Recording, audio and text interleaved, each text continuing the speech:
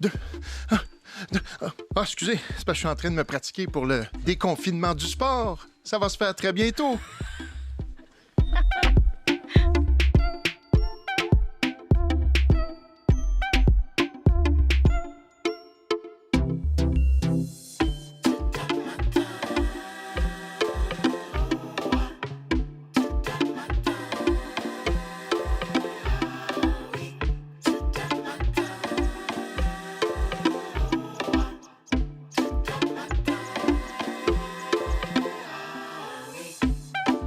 Une chance qu'on ne décerne pas des Gémeaux en radio parce que vous n'auriez aucune chance face à cette extraordinaire prestation. Salut tout le monde, ici Patrick Masbourian. Bon début de journée sur Ici Première, sur le 95.1 et l'application audio.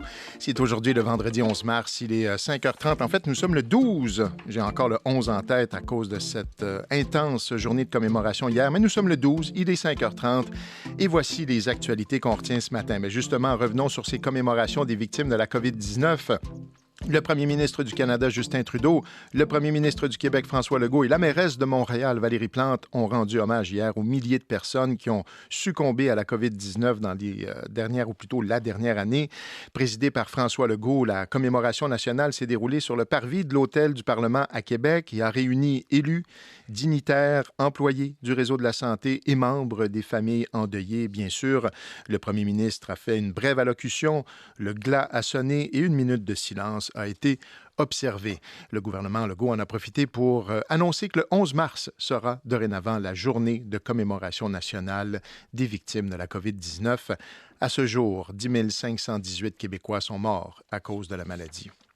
Vaccin d'AstraZeneca, le Danemark, la Norvège, l'Islande et maintenant la Thaïlande suspendent l'usage du vaccin d'AstraZeneca développé avec l'Université d'Oxford. Il s'agit, cela dit, d'une mesure de précaution. Pourquoi? Parce que les autorités danoises ont reçu des rapports de cas graves de formation de caillots sanguins chez des personnes qui ont reçu une dose de ce vaccin. Cela dit, il n'y a aucune preuve en ce moment qu'un lien existe entre les caillots sanguins et le vaccin. Voilà pourquoi le fabricant, l'Agence européenne du médicament, la Santé publique du Canada et la Santé publique du Québec assurent que ces craintes sont infondées et que le vaccin d'AstraZeneca ne présente pas plus de risques qu'un autre. Et toujours à propos de ce vaccin, les diocèses de Montréal, Québec et Longueuil ont déploré par voie de communiqué la position de la Conférence des évêques catholiques du Canada qui avait déconseillé les vaccins d'AstraZeneca et Johnson & Johnson parce qu'il posait un dilemme éthique. Et des confinements du sport, c'est aujourd'hui que la ministre déléguée à l'Éducation, qui est aussi responsable des sports et des loisirs, Isabelle Charret, va présenter le plan du gouvernement concernant la relance progressive des sports au Québec. C'est vraiment ce qu'on nous annonce parce qu'il y avait beaucoup de gens qui s'excitaient ou commençaient déjà comme moi à s'activer. Et on a tempéré nos ardeurs de jour en jour. Encore mardi dernier, le premier ministre a dit « N'ayez pas trop d'attentes ». Voilà pourquoi on parle d'une relance progressive des sports au Québec. On aura tous les détails à 13h. N'empêche, on va pouvoir bouger davantage très bientôt. Rappelons qu'en ce qui concerne les sports en lien avec les activités parascolaires, la reprise est prévue ce lundi 15 mars, avec le respect du concept des classes bulles. Ce sera quand même tout un défi. Aussi, le président américain Joe Biden promulgue le plan de soutien à l'économie de 1 900 milliards et s'adresse à la nation. Il assure que l'objectif de vaccination sera atteint plus tôt que prévu, par le même du 1er mai. Imaginez-vous. Du côté du ministre de la Santé, Christian Dubé, on a nommé une nouvelle PDG au 6 de la Naudière, critiquée pour l'affaire Joyce Echaquan. Il s'agit de Maryse Poupard. La mairesse de Côte-des-Neiges, Notre-Dame-de-Grâce, Sue Montgomery, qui veut briguer un deuxième mandat, lance un nouveau parti politique suite à son divorce d'avec Projet Montréal. Le parti sera baptisé Courage, équipe Sue Montgomery. Et le Canadien de Montréal a perdu contre les Flames de Calgary 2-1. Ils ont Bonjour, déjà groupe! leur chanson officielle, l'équipe de Sue C'est-tu vrai? Ah, j'ai manqué ça. Courage, won't you not let me down. C'est une blague, c'est le nom Ça, du dernier album. Oui, c'est ce que j'allais dire. Vous avez chanté ici un peu de Céline. Et voilà, ma journée est faite. Je peux partir, je pense. Oui. J'espère qu'on va reprendre cet extrait-là à plusieurs reprises dans l'émission. J'oublie que c'est possible, hein? Oui. Hugo peut vous en dire quelque chose. J'aurais dû faire mes vocalises avant. Parce que vous savez qu'on a une collection des blagues d'Hugo qu'on n'hésite pas à rediffuser. au moment opportun. Et vraiment, on a Mais gardé bref, les plus bravo. punchés. Bravo. Ça, j'allais dire, ça pourrait vous valoir un Gémeaux aussi, mais c'est plutôt un Félix. J'espère. J'espère Best New Artist au prochain Grammys. Ou comme tiré de l'album Tout un matin. Exactement. Volume 1. Ouais. Ben, faites attention parce que je pourrais vous proposer l'idée. Je faisais du ménage dans mes disques ces dernières semaines et j'ai retrouvé le disque de La Revanche des Nerds, d'une émission que j'ai animée à Z-Télé à l'époque. Nous avions fait une chanson. Comment s'intitulait la chanson? J'ai même pas osé ouvrir le disque. Là. OK, je vais vous revenir avec ça. Il faut mettre ça dans un bazar éventuellement. Oui, c'est vrai. Je pourrais mettre ça dans un bazar. Non, j'ai donné dans la chanson à quelques reprises. Il y a eu une chanson de La fin du monde est à 7 heures aussi, vous le savez. Mais celle-là a été interprétée par Jean Leloup. Alors, c'était pas mal plus intéressant que... que ce qu'on a pu chanter en équipe à plus d'une reprise. Bon, j'aimerais dire bonjour à Sarah Murphy qui se joint à nous aujourd'hui en relève à Véronique Méran. Bonjour Sarah. Bonjour.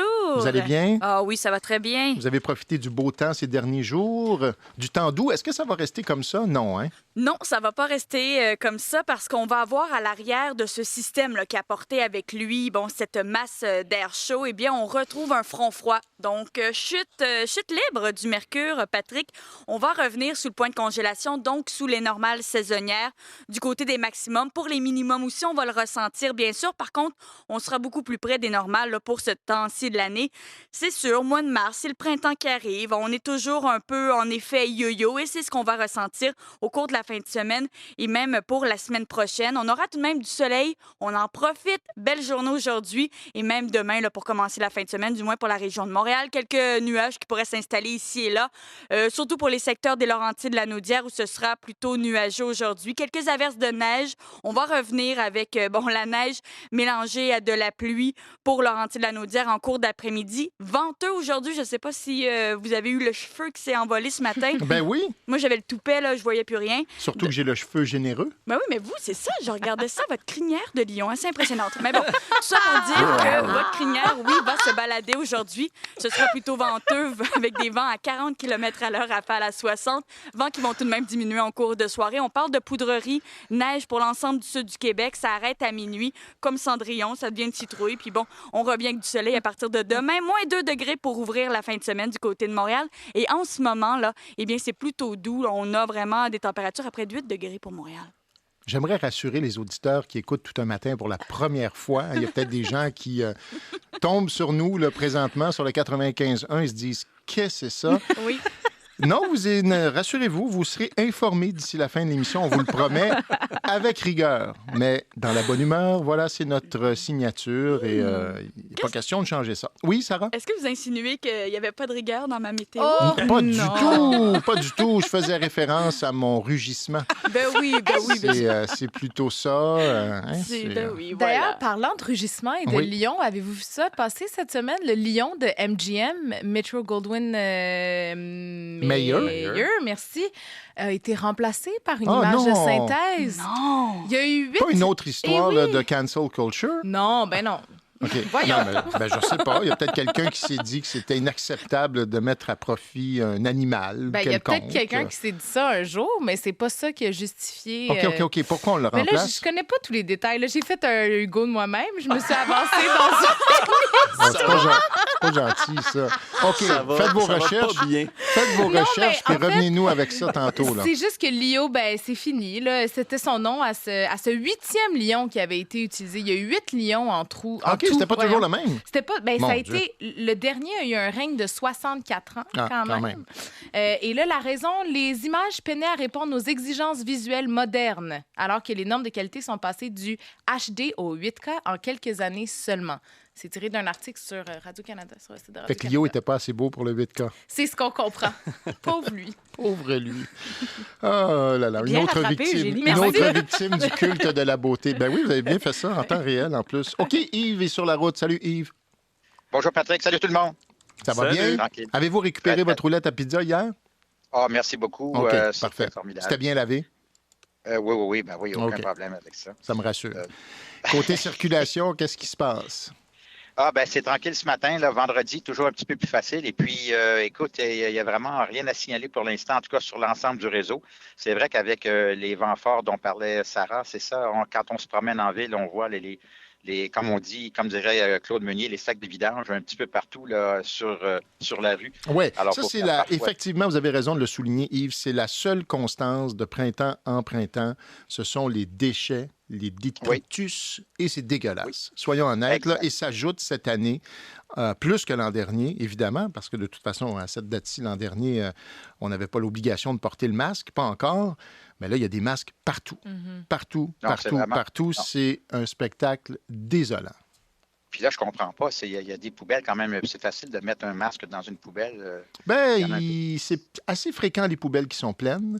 Les masques, évidemment, des fois, on les enlève rapidement, on les met dans sa poche. Ils finissent par tomber. Mine de rien, c'est très léger. Là. On parlait du vent tantôt, un petit coup de vent, puis ça peut s'envoler facilement. En tout cas, donc oui, peut-être qu'effectivement, il faut être un peu plus vigilant. Puis, par exemple, retirer juste avant de sortir d'un bâtiment, surtout s'il y a une poubelle avant de sortir du bâtiment ou une boîte, encore mieux pour les récupérer.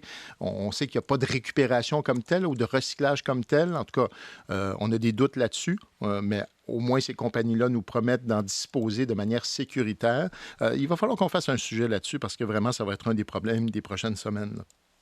Oui, et d'accord, pardon, je voulais dire qu'en même temps, on a commencé, d'ailleurs, je parlais avec les gens de la ville cette semaine, on a déjà commencé à nettoyer là, aux endroits où la glace est partie, on commence déjà à nettoyer parce que durant l'hiver, il y a, comme vous dites, il y a plein de cochonneries un peu partout, laisser entre autres les abrasifs, les petites roches, là, alors on commence à nettoyer les rues un petit peu partout.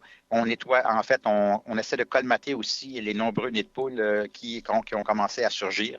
Alors, ça prendra évidemment plusieurs jours. Et pour terminer ce matin, là, c'est vraiment facile partout. Je vais aller faire un petit tour du côté de Notre-Dame et d'Exune. Hier soir, on nous a dit qu'il y aurait des travaux à partir de 7 heures ce matin importants. C'est une artère vraiment achalandée. Alors, je vous en reparlerai tout à l'heure. OK, Yves, bonne route jusque-là. On se reparle tantôt. 5h42, on fait le tour de l'actualité avec Hugo Lavoie à la revue de presse. On commence par ces cérémonies. Il y en a eu beaucoup là, à travers le Québec. Il y en a eu beaucoup et il y a beaucoup d'échos de ces cérémonies dans les médias ce matin. Cérémonies solennelles avec la musique de Gilles Vigneault, entre autres, et de Claude Debussy. Ça m'a marqué. J'ai trouvé ça très, très émouvant, cette musique-là, de l'OSM en particulier. Il y avait d'autres choses ailleurs. À Montréal, c'était une pianiste aussi. Je pense que c'était du Beethoven, je pense qu'elle a joué, que c'était très émouvant aussi. Ce qu'on lit ce matin dans les médias, c'est que beaucoup de gens qui ont participé à cette cérémonie-là, il faut dire qu'il y en avait relativement peu de gens parce que la foule, comme telle, n'était pas invitée, mais on pouvait passer dans certains cas. Il y avait des invités sur place aussi, mais les témoignages, c'est que ça fait du bien. Beaucoup de gens n'ont pas eu l'occasion de faire leur deuil dans cette pandémie-là et c'était une sorte de cérémonie de deuil, une sorte de funérailles collectives d'une certaine manière. Et pour les gens qui ont travaillé dans le réseau de la santé, on a ce témoignage ce matin dans Le Devoir d'une préposée aux bénéficiaires qui dit « ça me permet d'avancer ». D'aller vers l'avenir, enfin, de tourner la page sans oublier, bien sûr. Donc, beaucoup de comptes rendus de ces cérémonies ce matin dans les médias. Aux États-Unis aussi, il y a eu un événement hier soir à 20h. C'était Joe Biden qui a fait ce discours solennel, le premier à heure de grande écoute du nouveau président au 50e jour de sa présidence. Je vous propose d'en écouter un extrait. All adult Americans will be eligible to get a vaccine no later than May 1. Et ça, c'est une des grosses annonces d'hier.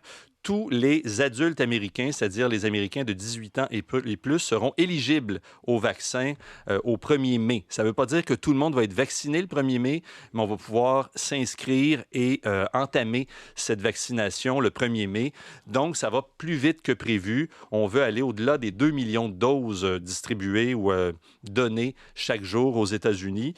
Et donc, on a aussi lancé quelques flèches à l'ancienne administration. Je ne sais pas si vous avez écouté ce discours-là. J'ai attrapé les 10 dernières minutes. Là, ça a duré quoi? 25-30 minutes à peu près? 25 minutes, 25 exactement. Minutes. Donc, oui, quelques flèches à l'ancienne administration. On dit qu'on va plus vite, on est plus efficace, qu'on a commencé trop lentement cette réponse à la pandémie.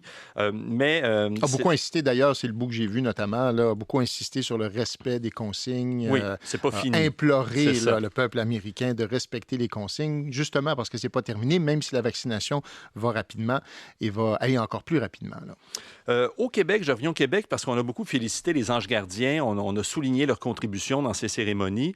Bien, il y a un texte à lire ce matin. Il y a un retard important dans la régularisation des anges gardiens qui ont travaillé comme préposés aux bénéficiaires pendant la pandémie, qui étaient demandeurs d'asile et à qui on a promis de régulariser donc la situation.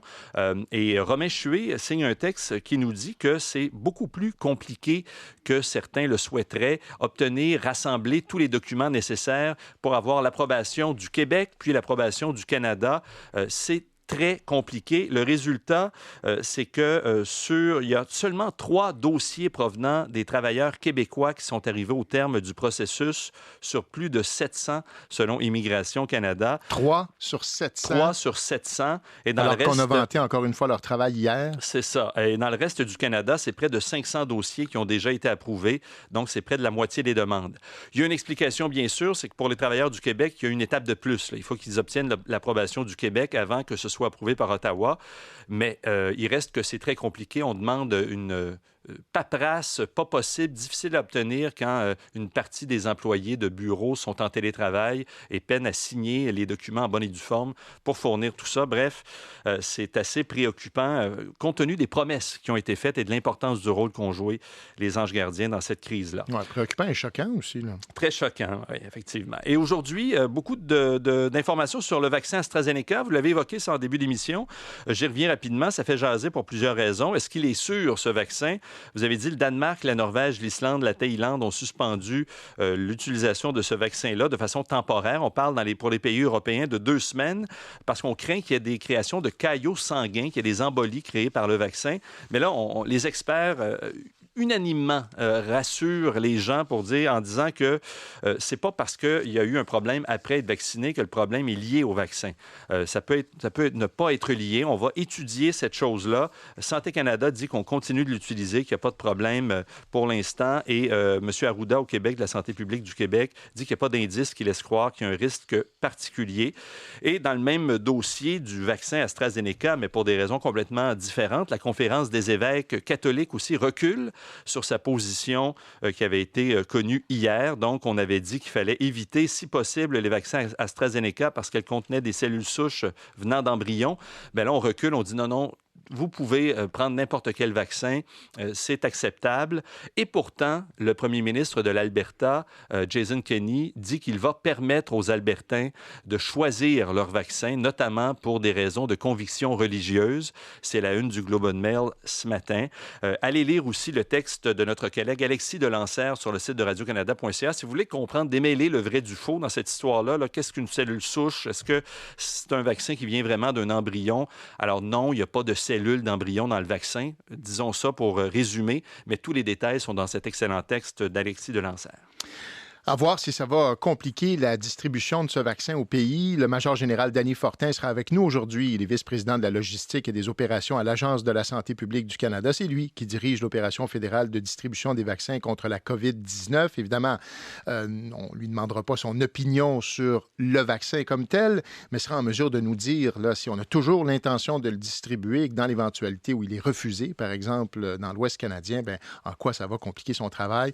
Donc, major général Danny Fortin avec nous à 7h45. Nous reviendrons sur cette première allocution solennelle de Joe Biden, bien sûr, avec notre correspondant à Washington, correspondant de Radio-Canada, Raphaël Bouvier-Auclair. Ce sera tout de suite après le Radio-Journal de 6 heures. Et Jean-François Roberge est avec nous aujourd'hui, ministre de l'Éducation. On fera le bilan de cette première semaine suite à la semaine de relâche. Première semaine en ce qui concerne le port du masque obligatoire aux primaires, mais c'est surtout son annonce d'hier qui va nous intéresser, le sommet sur la réussite scolaire prévu à la fin du mois de mars. Il est 5h49. Est-ce qu'on a le temps pour la chanson? On écoute un peu de musique quand même, hein? Ça va faire du bien. Ce matin, on va écouter la musique du trompettiste jazz Nick Boulay qui a fait paraître un premier EP à l'automne dernier. Ça s'appelle encore Voisinage. On va écouter la pièce un peu plus longtemps avec Caro Dupont. Vous allez voir, c'est un petit peu plus groovy que ça à quoi je vous ai habitué les matins, mais c'est vendredi, hein, puis vous voyez bien l'humeur dans laquelle on est. Il y a un colimaçon dans l'oreille quand tu joues. Une air sentie puis ça réveille les sens. Partout on ressent la paix. Je cherche le love puis ça s'appelle un coquillage qui te rend lumière. quand tu sonnes, doudou. Y'a comme un colimaçon qui prend le large. Y'en a qui préfèrent le stop, toi tu go vague. Prête à courir marathon, mais pense to get high. Pour toutes les fois où y'a pas le money, ça tape. Entre le solo, tu joues toujours le bon jack. Garde le filet ouvert quand passe la tornade. Tu sais jamais qui te représente, qui est assis à table. Garde les bons plats harmonisés, costard cravate. Monte tes deux pieds dans le plancher, puis fais lever la salle. Au transposant louange, que ça dure un peu plus longtemps. Allume une flamme en ce nom-là, que les ondes reflètent l'or que les cœurs chantent. Jusqu'à ce que ça représente la norme, fais ça coliforme, joue les polyformes, on est les polyglottes, polymorphes. Partout sur le globe, comme le nombre d'or, peint les monnaies du Louvre qui se fondent dans le décor. Diamants de jam, de bandes parties qui auront vu l'aurore. 1 million de jade, des émeraudes. L'étoile du Nord rythme comme le milestone. Teinte tout proche pour quand je marche dans Sunnyside. Mood sentimental, 400 pages de realness. Rien de complexe, juste des contextes puis des belles promesses. Pour le reste, pas de test, juste mon body and soul. L'interplay qui connecte ton reflet dans nos cœurs. Des comètes sans peur de sommet, la cime devient l'engrais. Mon art est volatile comme un trait de craie dans les airs. Musique sanctuaire, funambule qui file sur des funiculaires. On se rappelle Davis, Coltrane, maintenant Boule et moi, puis une gang, on est plus de la joint, puis on est comme Praise, le Fibonacci. À l'origine, c'est par cœur qu'on est devenus amis. Ici, fais ça pour la famille, puis la jeunesse sauvage dans les jazz nights. Les samples, c'est le bright side. Les vrais savent, early and late, c'est pas concave, c'est le boom, clap qui mène vers les étoiles. Sur transposant l'orange, que ça dure un peu plus longtemps. Allume une flamme en ce nom-là, que les ondes reflètent l'or que les cœurs chantent.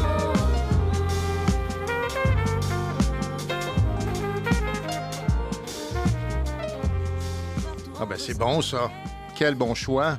Et surtout, pas surtout, effectivement, c'est un bon choix, je pense, mais c'est aussi cette chanson de Nick Boulay et Caro Dupont, numéro 2 au palmarès francophone de CISM présentement. CISM, la radio des étudiants et étudiantes de l'Université de Montréal, qui cette année, à l'instant, commence ses festivités de son 30e anniversaire. Bravo! CISM qui a contribué à l'émergence vraiment de tellement d'artistes et passionnés de la radio également. Et quelques statistiques quand même importantes. CISM compte plus de 96 000 auditeurs, auditrices par semaine, 80 émissions qui sont animées par 120 bénévoles et leur fréquence quand même émet à plus de 70 km à l'extérieur de l'île de Montréal. C'est écouté un peu partout dans la province CISM, évidemment, sur le web.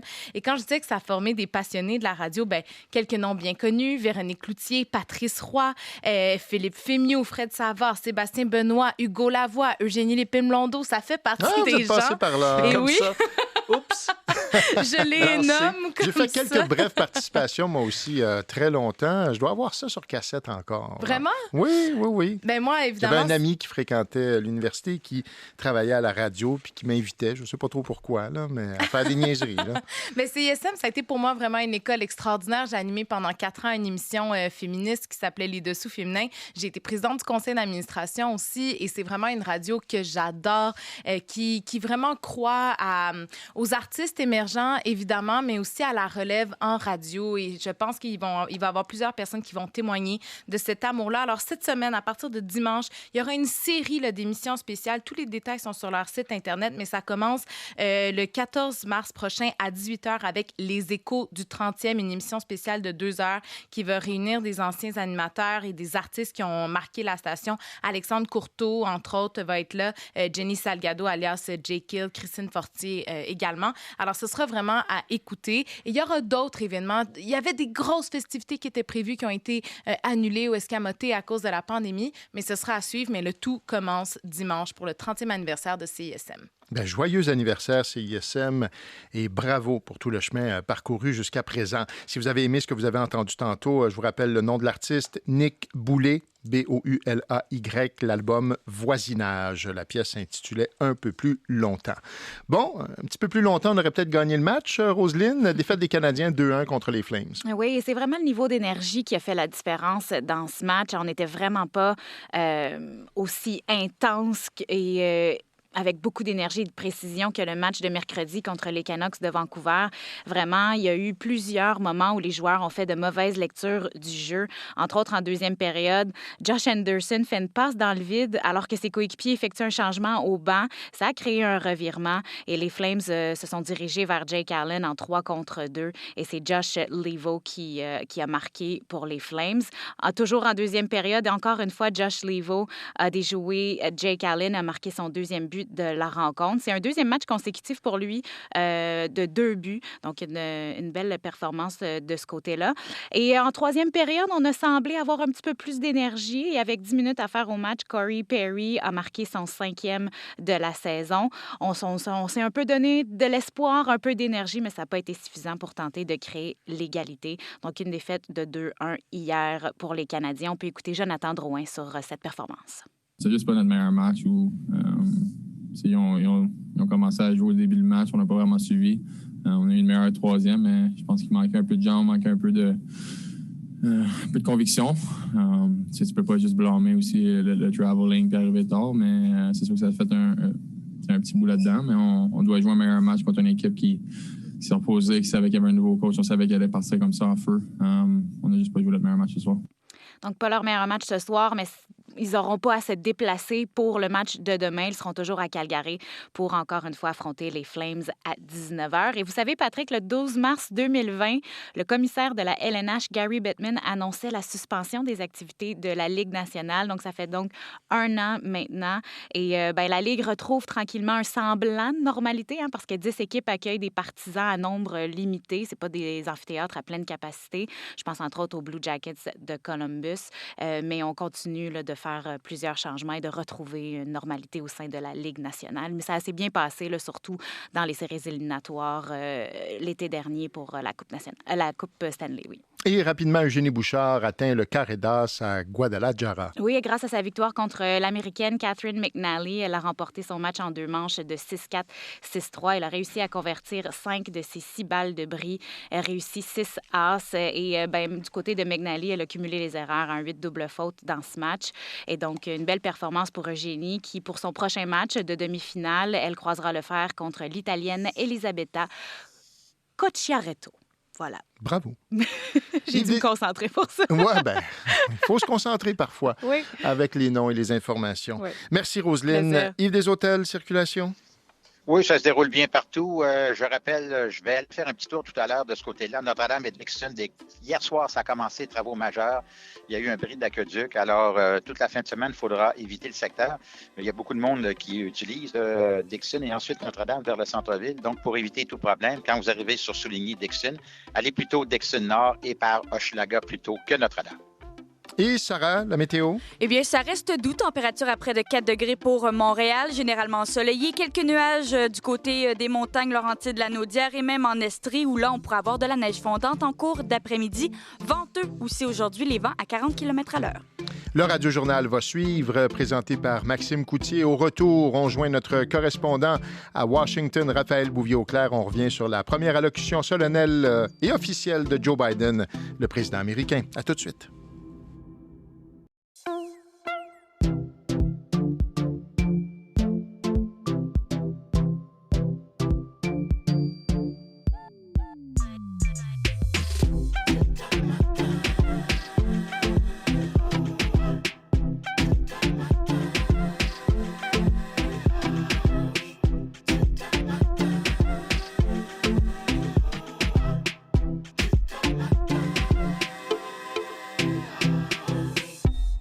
6h10, première heure d'émission. J'espère que la journée commence bien pour vous. Elle s'annonce belle. Sarah Murphy, en remplacement de Véronique Méran, va vous donner tous les détails dans quelques instants. Le temps de vous dire que nous irons à Washington parler avec le correspondant de Radio-Canada, Raphaël Bouvier-Auclair. On veut revenir sur cette première allocution solennelle de Joe Biden. C'était hier soir. Il a pris la parole à 20h.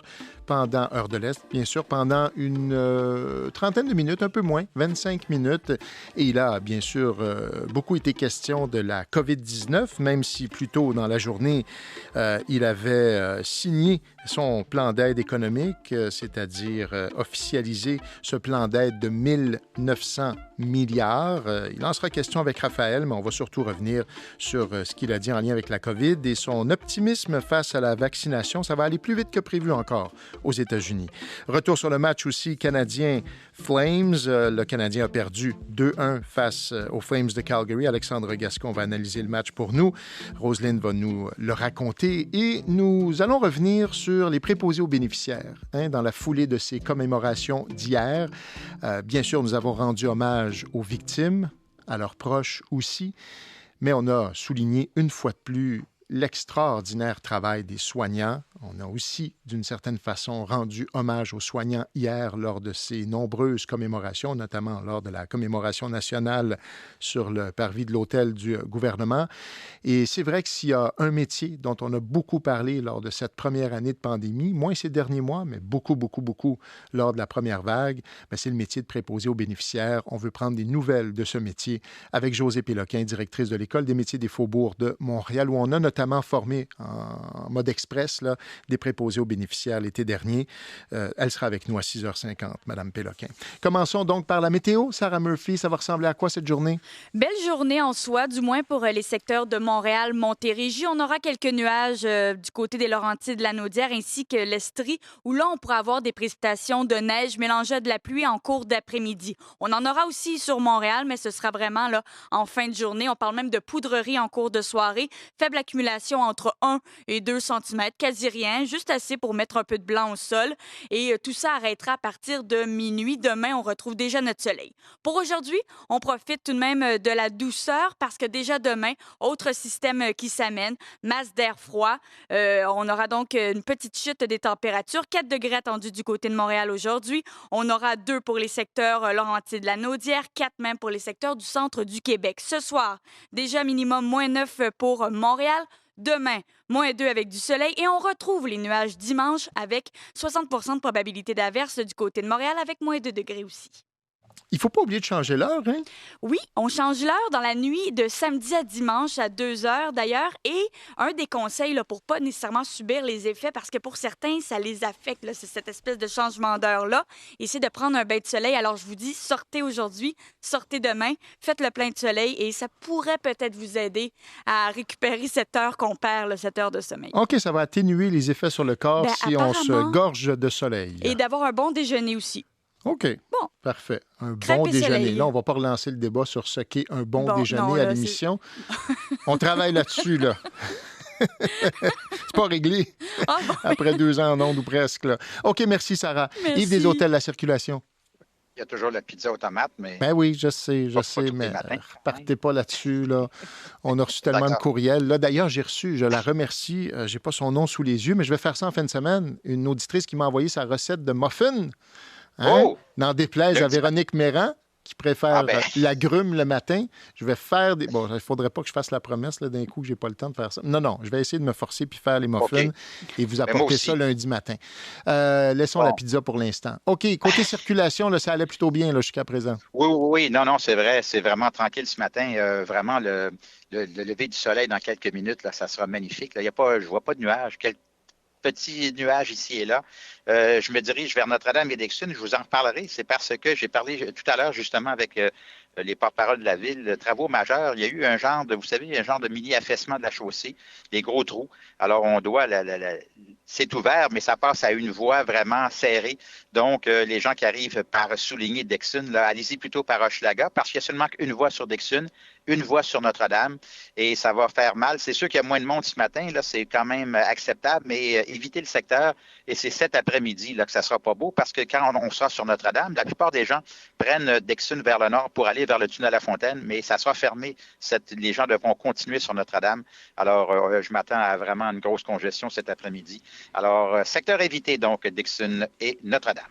Merci beaucoup, Yves. Alors, hier, c'était le 50e jour du mandat du président américain Joe Biden et il en a profité pour faire son premier discours télévisé à la nation de la Maison-Blanche, bien sûr, une allocution qui coïncidait aussi avec le premier anniversaire de l'état de pandémie mondiale déclaré par l'Organisation mondiale de la santé. On revient là-dessus avec notre correspondant à Washington, Raphaël Bouvier-Auclair. Raphaël, bonjour. Bonjour, Patrick. Alors, évidemment, il a beaucoup été question, plus peut-être que ce à quoi on s'attendait là, de la COVID-19, dans la mesure où il y en a qui espéraient beaucoup de détails là, concernant le plan d'aide de 1 000 milliards, en fait 900 millions. On va y revenir d'ailleurs, mais c'est surtout la COVID-19 et la lutte à la COVID-19 là, qui a eu le haut du pavé lors de cette allocution.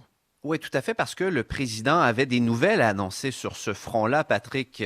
C'est peut-être pour ça qu'il a voulu mettre l'accent donc sur la lutte à la pandémie, plutôt effectivement que ce plan d'aide dont il a été question, mais plus brièvement, sur le front de la vaccination. M. Biden a par exemple annoncé qu'on allait devancer les objectifs de la campagne de vaccination. Ce qu'il a annoncé hier, c'est qu'en fait, ce qu'il souhaite, ce qu'il demande aux États, et le gouvernement fédéral sera là pour les aider, c'est que tous les adultes américains qui le souhaitent puissent être admissibles à recevoir des doses de vaccin au plus tard le 1er mai. Bon, ça veut dire quoi, ça, admissible, là? Alors, admissible, ça veut dire qu'on peut s'inscrire à une liste. Là, la manière dont ça fonctionne, par exemple, ici à Washington, dans le district de Columbia, où je vis, c'est qu'on s'inscrit sur une page en ligne et puis quand on est admissible, eh bien, il y a des plages qui s'ouvrent pour nous. Ça ne veut pas dire donc que tout le monde recevra son vaccin au plus tard le 1er mai, ça c'est clair. Surtout que dans le cas de Pfizer et Moderna, c'est la même chose qu'au Canada. Il y a 2 doses qui sont nécessaires, mais ça veut dire que tout le monde pourra commencer à prendre rendez-vous et que donc, éventuellement,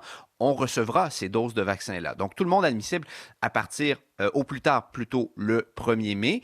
Et pour y parvenir, eh bien, il faut qu'il y ait un bon rythme de vaccination.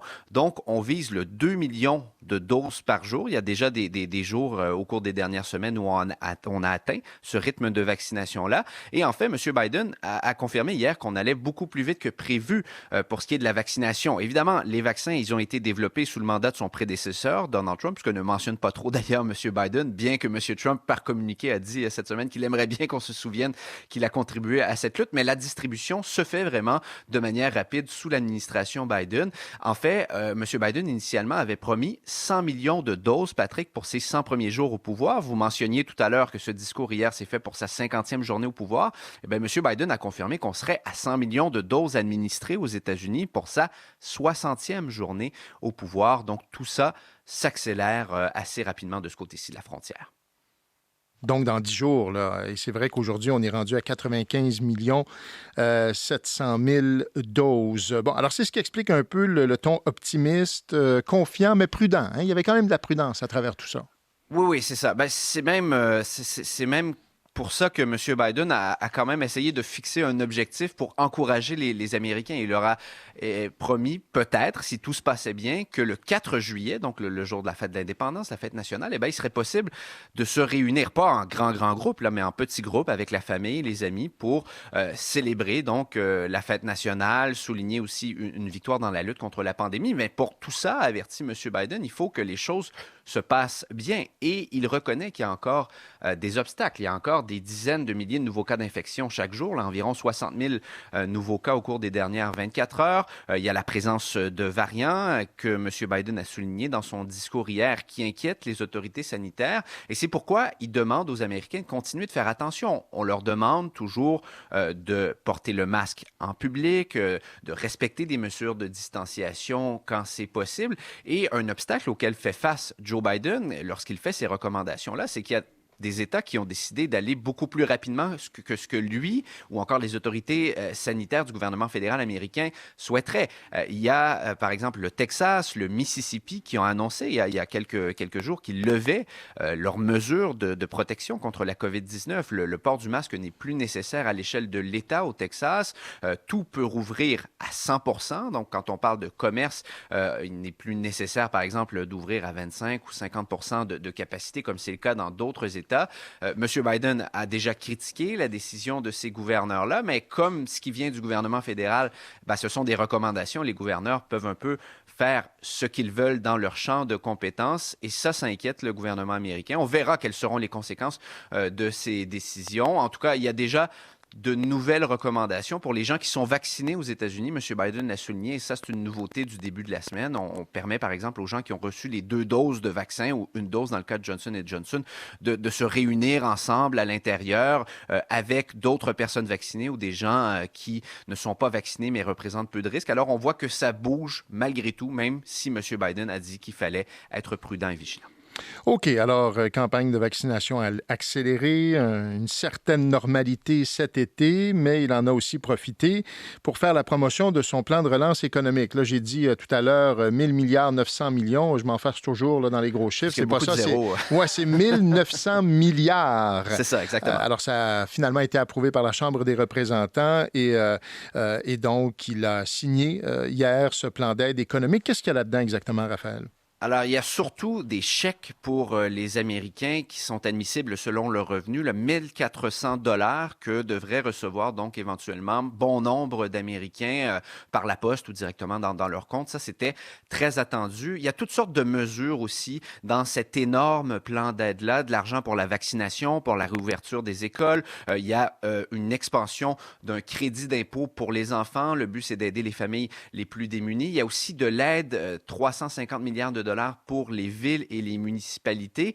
Il y a énormément de dépenses qui ne plaît pas d'ailleurs aux républicains. M. Biden n'a pas eu l'appui d'aucun républicain à la Chambre ou au Sénat pour cet immense plan d'aide et de relance économique. Il y a des républicains qu'on a entendu critiquer un plan qu'ils qualifiaient de socialiste, qui disaient qu'il y avait trop de dépenses, que ça allait faire exploser la dette des États-Unis.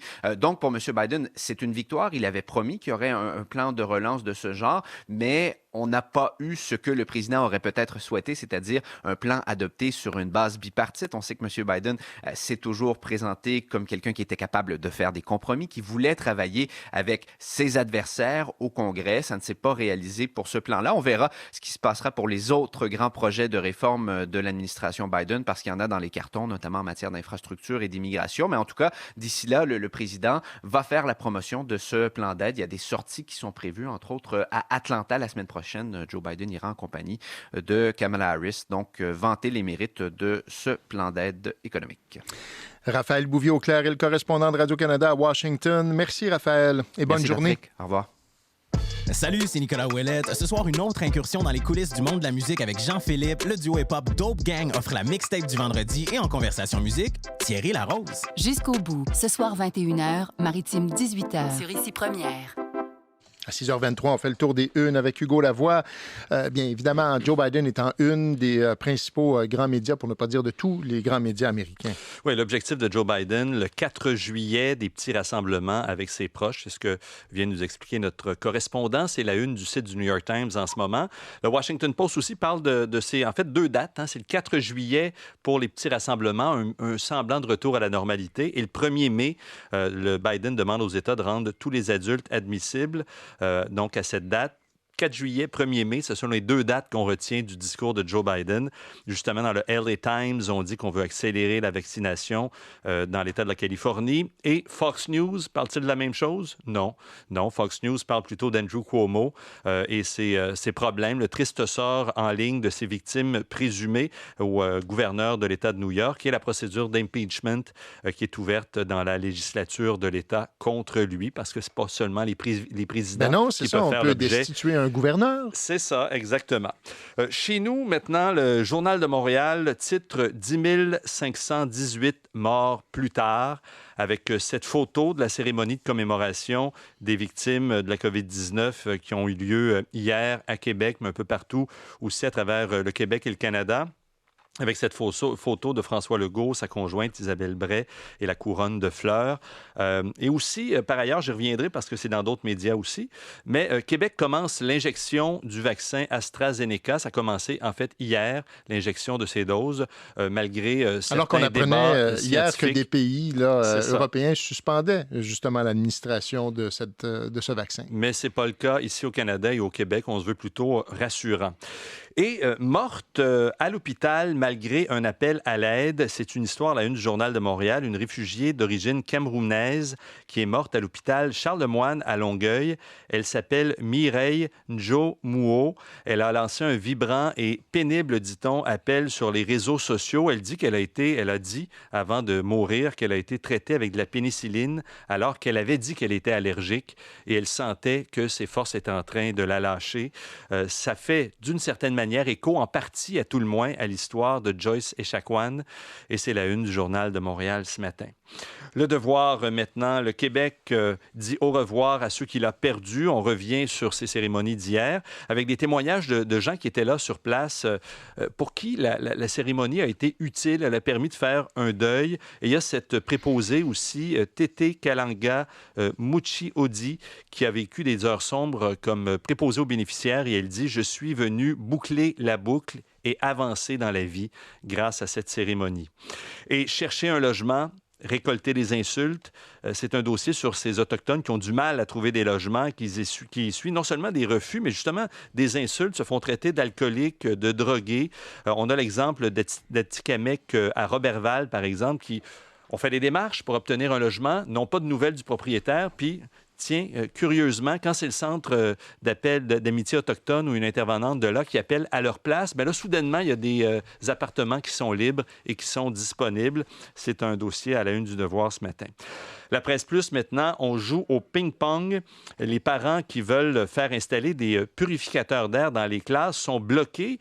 La bureaucratie, dit-on, la machine qui ne fonctionne pas. En fait, le système est relativement complexe, mais devrait fonctionner de la façon suivante. On dit aux parents, faites une demande au centre de service scolaire. Le centre de service scolaire est censé déposer les demandes à un comité qui étudie les dossiers. Mais là, certains parents se sont fait dire que le comité n'existait pas, qu'il n'était pas fonctionnel encore. Mais là, et le ministère dit que le comité existe. C'est ça, et qu'il est fonctionnel et qu'il n'a reçu aucune demande. Alors, il y a des parents qui sont frustrés. Certains contournent d'ailleurs ce système-là. La Fondation Jasmin Roy a fourni de ces machines-là dans l'école L'Élan à Montréal, entre autres. Alors, c'est Kafka.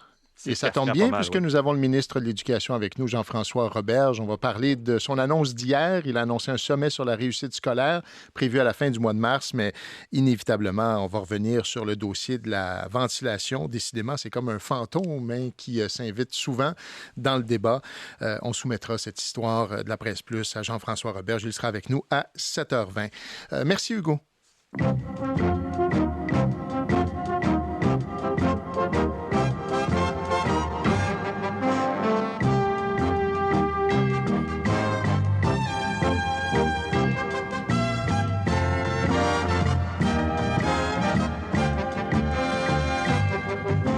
Bon, le 2-en-2 a été difficile, Roselyne. 2 matchs en 2 soirs. Hier, les Canadiens ont manqué d'énergie. Oui, c'est une performance totalement à l'opposé de ce qu'on a vu mercredi contre les Canucks de Vancouver dans cette défaite de 2-1 pour le Canadien. Hier, la vitesse, la précision manquaient à l'appel et une mauvaise lecture du jeu a eu raison du premier but des Flames de Calgary. En deuxième période, quand Josh Anderson fait une passe à sa droite, il n'y a personne. Il n'a pas vu que ses coéquipiers effectuaient des changements au banc. C'était Corey Perry et Jeff Petrie qui ont clairement pas choisi le bon moment pour retourner au banc puisque la passe de Josh Anderson a créé un revirement. Les Flames ont pris possession de la rondelle, a créé un 3 contre 2 et Josh Leivo a réussi à déjouer Jake Allen et il ouvre la marque pour les Flames. Toujours en deuxième période, Petrie tente de dégager la rondelle en dirigeant son tir vers Kotkaniemi, mais c'est intercepté par un autre que Josh Leivo qui marque son deuxième but de la rencontre. Et les 2 premières périodes, là, on a semblé avoir servi comme échauffement pour le Canadien parce qu'en troisième période, les Canadiens semblaient avoir plus de contrôle sur leurs moyens, plus agressifs, plus d'énergie. Et avec 10 minutes à faire au match, Corey Perry fait dévier un tir de Shea Weber et marque son 5e de la saison. Un but qui a donné un peu d'espoir aux Canadiens qui a continué de travailler avec intensité, mais ce fut trop peu, trop tard. Et ça semble difficile d'affiler 2 victoires de suite pour le Canadien. Alexandre Gascon est avec nous. Salut, Alexandre. Salut, Patrick. Alors bon, le Canadien ne cherchera pas d'excuses là, avec ce que vient de nous dire Roselyne. Là, c'est vraiment la fatigue là, qui est en cause. Là. Écoutez, moi, je me rappelle pas avoir vu un match qui a débuté à 20h, heure locale à Vancouver. C'était pour les besoins de la télé. Et puis, on enchaîne 22 heures plus tard avec voyagement en plus. Donc, le CH qui a pris l'avion pour Calgary après le match contre Vancouver. C'est clair que ça a eu un impact. Dominique Ducharme l'a dit. Écoutez, on manquait d'énergie. Ça amène à un manque d'exécution. Nos réactions étaient plus lentes. Ça donne plus de temps à l'adversaire pour nous mettre de la pression. Quand tu es fatigué, tu prends pas toujours les bonnes décisions non plus. Roselyne l'exposait là, en disant qu'Anderson a fait la passe à personne. C'est pas l'idéal. Donc souvent, ça s'est généré par la fatigue. Et ça a été un match très dur, très physique. Là. C'est vraiment ce que voulaient engager les Flames de Calgary parce qu'ils savaient, premièrement, que le Canadien, lui, en arracherait à ce niveau-là. En plus, on a le nouvel entraîneur du côté des Flames aussi, Darryl Sutter, un vieux de la vieille qui aime les batailles le long des rampes, qui resserre le jeu défensif, qui mise beaucoup sur son 3e et 4e trio. D'ailleurs, c'est le 4e trio qui a fait mal aux Canadiens. Alors, ça a été difficile, très, très physique, des erreurs mentales. Shea Weber, grosse gaffe, là, une passe en plein centre. On apprend ça à tout le monde là, dès qu'on commence à jouer. On fait pas ça dans sa zone. Il l'a fait, ça menait à un but. Alors, toutes sortes de choses, même si Dominique Ducharme a tenté de jouer avec ses trios pour créer une étincelle, ça n'a pas vraiment fonctionné. Jake Allen, le gardien, a dit, écoutez, on était éparpillés. On nous a pris à la gorge. On nous a pas laissé le temps de s'organiser. C'est ce que ça a donné. Ben Sherratt est de retour à Montréal. Il a une fracture à la main suite à son combat contre JT Miller. Donc, les auditions pour jouer avec Shea Weber sont commencées? Oui, ça a commencé hier et puis ça a été surtout le travail d'Alexander Romanov. C'est ça, le Sherratt blessé, puis probablement pour plusieurs semaines. Ça risque de faire mal. On avait vu là, qu'il était, après son combat à Vancouver, il semblait savoir qu'il y avait quelque chose qui ne marchait pas du tout. Et puis, il a été aperçu à l'aéroport de Calgary hier matin. C'est Marc-André Perrault de TVA qui l'avait vu. Alors, le Canadien, une fois que Perrault a dit ça, s'est empressé de nous dire que Sherratt retournait à Montréal pour subir plus d'examens. Donc, ça va être quelques semaines. Écoutez, ça permet à Victor Mété d'entrer dans la formation aussi. Ça faisait longtemps, ça faisait 8 matchs là, qui avaient été laissés de côté. Donc, pour Mété, petit défenseur, mais bon coup de patin, agile, très bon en relance de l'attaque.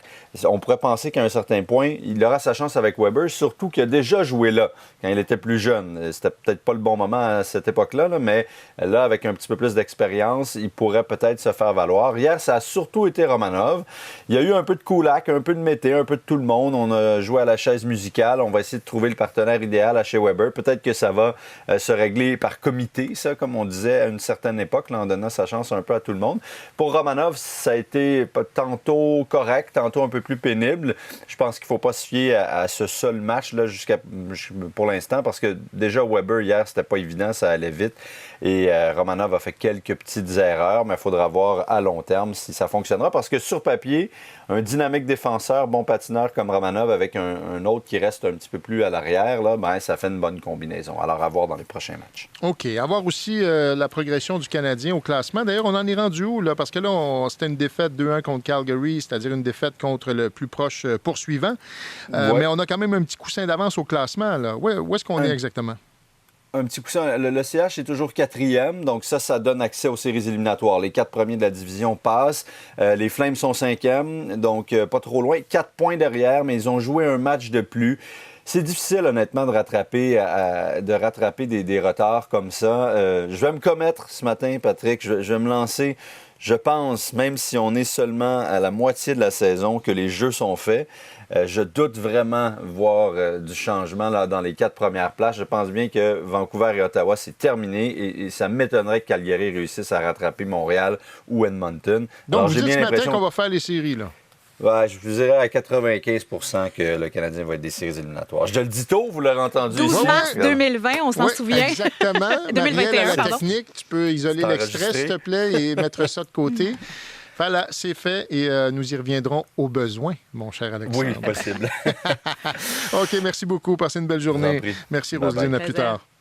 On enchaîne avec les actualités régionales puisqu'il est 6h34. Maxime Coutier, bonjour. Bonjour. Commençons par parler de la pandémie. Peut-être un peu d'espoir là, pour les sportifs aujourd'hui, puisqu'on était dans le sport. C'est ça, on poursuit sur le même thème. Alors, Isabelle Charest, la ministre responsable des sports, va dévoiler le plan de déconfinement graduel des sports. On sait que les autorités veulent jouer de prudence, mais il y a plusieurs personnes qui réclament le retour des sports d'équipe. Il y a eu manifestation à Québec dimanche dernier.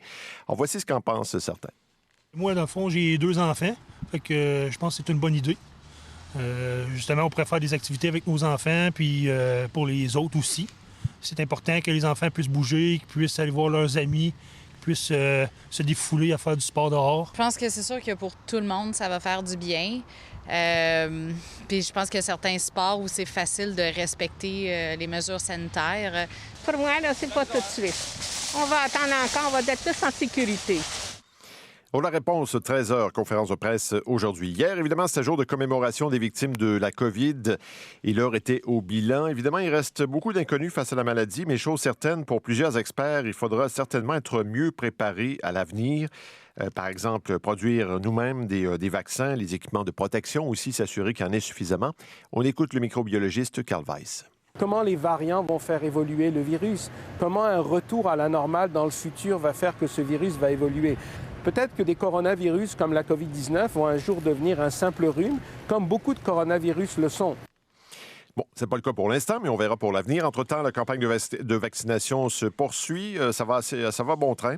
C'est ouvert aux 70 ans et plus partout au Québec et bientôt aux 65 ans et plus. On s'en va maintenant à Saint-Jean-sur-Richelieu. Maxime Olaville accuse un promoteur de provocation. Ça, c'est pour une histoire de coupe d'arbres. Oui, une chicane qui montre à quel point ça peut dégénérer. Alors, tout ça, ça a commencé quand des citoyens ont manifesté leur colère. Ils disent qu'il y a un promoteur immobilier qui a coupé les arbres qui étaient en bordure de leur cour arrière. Pourquoi? Bien, juste parce qu'il était mécontent des délais pour obtenir le feu vert pour son projet. Explication Olivier Bachand. Une lisière d'arbres matures a été rasée en bordure de la cour arrière d'une vingtaine de résidences de Saint-Jean-sur-Richelieu. Les arbres étaient situés sur un immense terrain appartenant à un promoteur immobilier. On voyait rien, c'était un écran naturel qu'il y avait. Une dizaine de sapins ont disparu derrière la résidence de Jason Chepkowski. Il n'y a eu aucune raison stratégique d'enlever ces arbres-là. Ils étaient collés sur les ligues. C'est pas comme s'ils étaient en plein milieu. Fait que je comprends pas c'est quoi la pensée du promoteur. Je pense que c'est juste pour être méchant. Si le promoteur avait le droit de couper ses arbres, la ville de Saint-Jean-sur-Richelieu juge qu'il l'a fait de façon prématurée. Son projet, qui prévoit la construction de 500 maisons et logements, n'a pas encore obtenu le feu vert. Le promoteur n'aurait pas digéré que la ville veuille mener des consultations supplémentaires sur l'aménagement du secteur, retardant ainsi son projet. Le conseiller municipal, Marco Savard. Je pense que c'est simplement un geste de provocation pour faire bouger le dossier. Mais malheureusement, je pense que c'est pas de cette façon-là qu'on peut agir en 2021. Le promoteur immobilier en question, Luc Poirier, se défend d'avoir mal agi. Il affirme qu'il était nécessaire de couper les arbres pour aménager le terrain en vue d'un développement. Là, on parle de 10 personnes là, qui ont eu des arbres coupés, pas dans leur cour, là, sur mon terrain, que j'ai le droit de décider de faire qu'est-ce que je veux. Parce que j'ai fait quelque chose d'illégal? Non. Est-ce que je vais planter plus d'arbres? Beaucoup plus. Luc Poirier promet que plus d'arbres seront plantés que coupés au final si son projet immobilier voit le jour. Ici Olivier Bachand, Radio-Canada, Saint-Jean-sur-Richelieu. Et puis toujours sur la scène municipale en terminant, mais à Montréal, cette fois, la mairesse de l'arrondissement de Côte-des-Neiges, Notre-Dame-de-Grâce, Sue Montgomery, lance officiellement son parti politique en vue des élections de novembre. Ça s'appelle le Parti Courage Équipe Sue Montgomery. Elle compte présenter des candidats dans les 5 districts de l'arrondissement. La mairesse Sue Montgomery avait été élue avec Projet Montréal en 2017. Mais elle a été expulsée du parti l'an dernier. On se souvient à la suite d'une controverse qui impliquait sa chef de cabinet. D'ailleurs, cette chef de cabinet, Annalisa Harris, est d'ailleurs une des dirigeantes de la nouvelle formation politique. Merci, Maxime. Merci. Plus tard. Circulation maintenant avec Yves.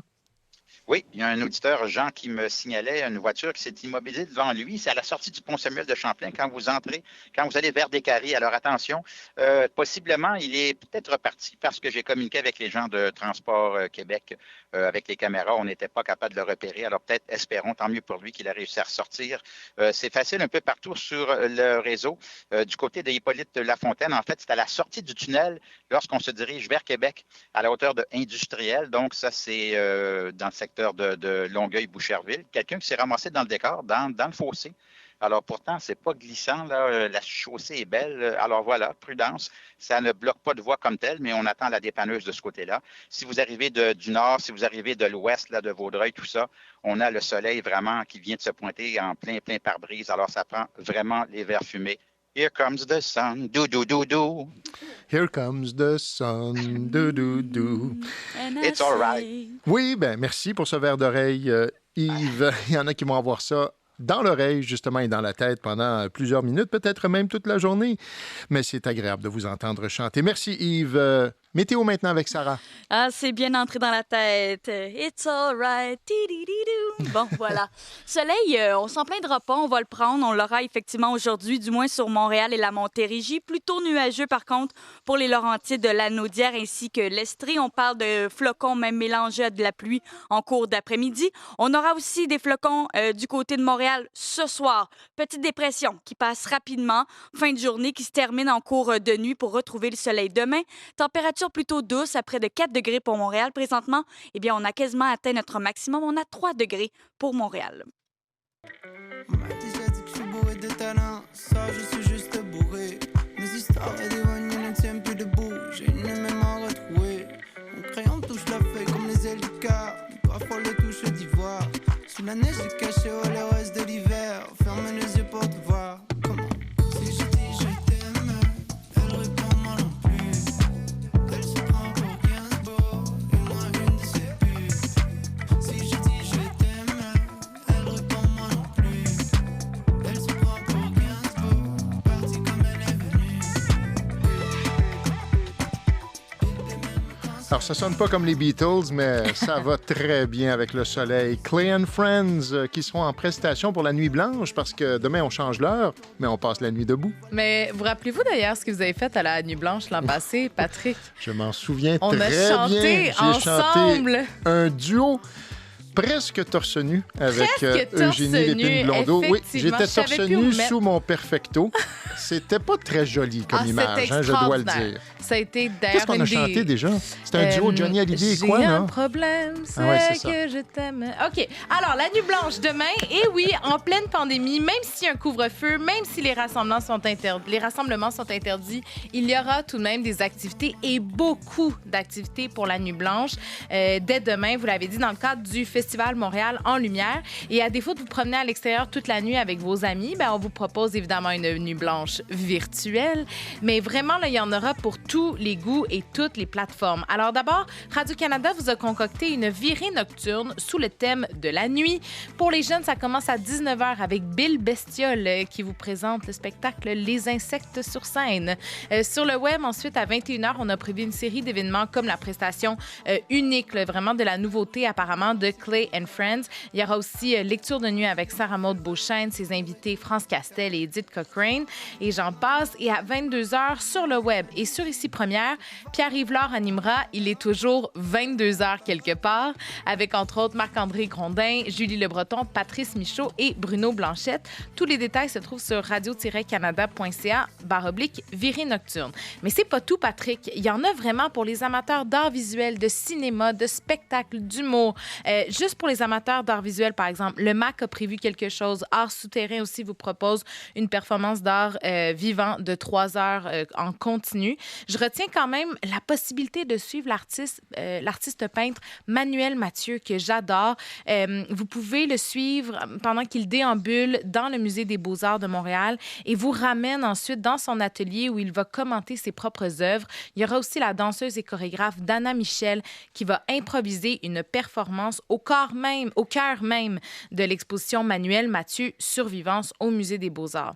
Côté cinéma, le FNC, le Cinéma du Parc et le Festival international du film sur l'art vous partagent des sélections de courts-métrages et ce sera gratuit. Si vous voulez jouer à 23h, si vous êtes encore debout, Patrick, il y aura le grand quiz musical en collaboration avec plein de maisons de disques et entre autres le pub Rudolph qui organise ce jeu. Ça se passe sur un événement sur la page Facebook. Et si vous voulez rire, Arnaud Soli vous présente le cabaret de la Nuit Blanche à 21h. C'est en direct du cabaret du Lion d'Or avec Émile Bilodeau, Claude Pelgag, Catherine Levac, Queenca, entre autres. Alors vraiment, il y en a pour tous les goûts. Sincèrement, ça vaut la peine d'aller voir donc sur le site nuitblanchemtl.com. Et bonne nuit blanche. C'est demain, demain. Oui. Pas ce soir. Si vous voulez faire 2 nuits blanches. Ah, vous pouvez, là. Mais la première, il n'y aura pas beaucoup d'activités lors de la première. Ici Marie-Louise Arsenault. Aujourd'hui, Formule Cabaret avec Émilie Bibeau, Olivier Morin, Philippe Lagu et la musique de You-You. Plus on est de fous, plus on lit. Formule Cabaret. Aujourd'hui, 13h, Maritime 14h. Ici Première. 6h44, voici la revue de presse économique d'Hugo Lavoie. Il y a de moins en moins de fous autour de la table concernant l'achat d'Air Transat. On sait que c'est incertain, cet achat par Air Canada, mais Transat demeure confiante. L'entreprise pense pouvoir survivre quand même. Oui, là, on est en train de préparer un plan B, en fait, si ça ne fonctionne pas, cette transaction avec Air Canada. On l'espère toujours, mais on sent bien qu'il faut présenter un plan B ou le préparer à tout le moins. Il y a beaucoup de textes là-dessus ce matin. Julien Arsenault dans Le Devoir, Sylvain Larocque, Journal de Montréal, sur le site de Radio-Canada aussi. Donc, hier, le PDG d'Air Transat, Jean-Marc Eustache, a tenu une conférence téléphonique pour les résultats du premier trimestre. Il s'est dit très optimiste. Il a dit on peut survivre seul, même si on ne se fait pas acheter par Air Canada. On pourrait aussi se tourner vers PKP, qui avait fait aussi une offre. Il ne ferme pas de porte en ce moment. Il essaie d'en laisser plutôt ouverte. Je vous rappelle qu'il y avait eu cette offre d'achat par Air Canada qui ne s'est toujours pas conclue. Il y avait une date limite qui était le 15 février qui a été dépassée et il manque toujours l'approbation des autorités compétentes de l'Union européenne pour que ça aille de l'avant. Le Globe and Mail ce matin nous parle de ça aussi et nous dit que Air Transat a l'intention d'emprunter pour continuer à survivre. On précise qu'on veut emprunter $1,5 milliard pour continuer les activités et reprendre les vols en juin. Ça, toujours dans l'absence d'un plan fédéral d'aide au secteur aérien aussi. Et j'en profite pour dire qu'une autre voix qui se fait entendre dans les médias ce matin à ce sujet-là, c'est celle du PDG d'Airbus Canada, Philippe Balducci, qui dit que l'absence de ce plan d'aide spécifique pour l'industrie aérienne envoie un signal dangereux et que Airbus pourrait hésiter à investir davantage au Canada. Puisqu'on parle des avions, parlons des voyageurs qui ont pris l'avion et qui ont reçu ce fameux $1,000 du fédéral pour faire leur quarantaine. On se souvient du scandale. C'était pendant les fêtes? Là? Oui. Ils vont devoir le rembourser, en tout cas pour la plupart d'entre eux. Oui, et là, on a allongé la rétroactivité jusqu'au 2 octobre. C'est Catherine Lévesque de la presse canadienne qui nous raconte ça. Donc, la controverse, c'était que le gouvernement fédéral avait mis sur pied une prestation canadienne de maladie pour la relance économique. L'idée, c'était les gens qui étaient obligés de revenir de l'étranger au début de la pandémie. Ils étaient obligés de se mettre en quarantaine et pour les inciter à le faire, on leur donnait $500 par semaine pendant 2 semaines. Mais là, on s'est rendu compte que les voyageurs qui partaient pour le fun dans le Sud pouvaient aussi avoir ce $1,000-là. Ouais, c'est ça. Il n'y avait pas de disposition qui les excluait, les voyages non essentiels. Donc, c'était ça le scandale. Ça avait l'air d'une récompense pour être délinquant et puis prendre des risques en pleine pandémie. Alors, les libéraux avaient corrigé le tir en janvier, mais c'était rétroactif au 3 janvier. Et là, il y a des partis d'opposition comme le Bloc qui trouvaient que c'était pas assez. Ils ont obtenu gain de cause. Donc, ça va être jusqu'au 2 octobre. Et les fonctionnaires vont pouvoir aussi croiser des informations pour pincer les contrevenants plus facilement. Et ça va intéresser plusieurs de nos auditeurs. Les livraisons de repas de restaurants devraient coûter un peu moins cher au Québec. Oui. Alors, on veut que ce soit maximum 20 d'argent qui va aller dans les poches des entreprises qui font la livraison. Et c'est temporaire. Alors, par exemple, Uber Eats, DoorDash, qui sont ces plateformes qui organisent la livraison, en ce moment, dans certains cas, demandent 30 pour les frais de livraison. Je fais référence à nos auditeurs parce que plusieurs avaient été choqués lorsqu'ils avaient appris ça. Là. Il y avait beaucoup de plaintes des consommateurs, mais des restaurateurs aussi, parce que ça gruge dans leur profit, bien sûr. Alors, hier, le ministre de l'Agriculture, des Pêcheries et de l'Alimentation du Québec, André Lamontagne, a déposé le projet de loi 87. Ça prévoit que les frais de livraison vont être d'un maximum de 15 du montant de la commande avant taxe, plus 5 pour les frais Internet si la livraison est faite par le service qui organise la commande. Donc, c'est 20 maximum au total. Et si c'est le restaurant qui fait la livraison puis que le site fait juste organiser, faire le lien entre tout le monde, ça va être 10 maximum. Mais, c'est très, très temporaire. Ça s'applique uniquement aux restaurants dont la salle à manger est fermée en raison des mesures sanitaires et ça ne sera pas en vigueur une fois la levée de l'état d'urgence. OK. Alors, ça, c'est important de le préciser. Merci beaucoup, Hugo. Entrevue. Bon, je faisais référence à nos auditeurs hier dans le cadre de cette journée de commémoration. On a reçu plusieurs courriels d'auditeurs disant vouloir souligner le travail exceptionnel du personnel soignant. Et une des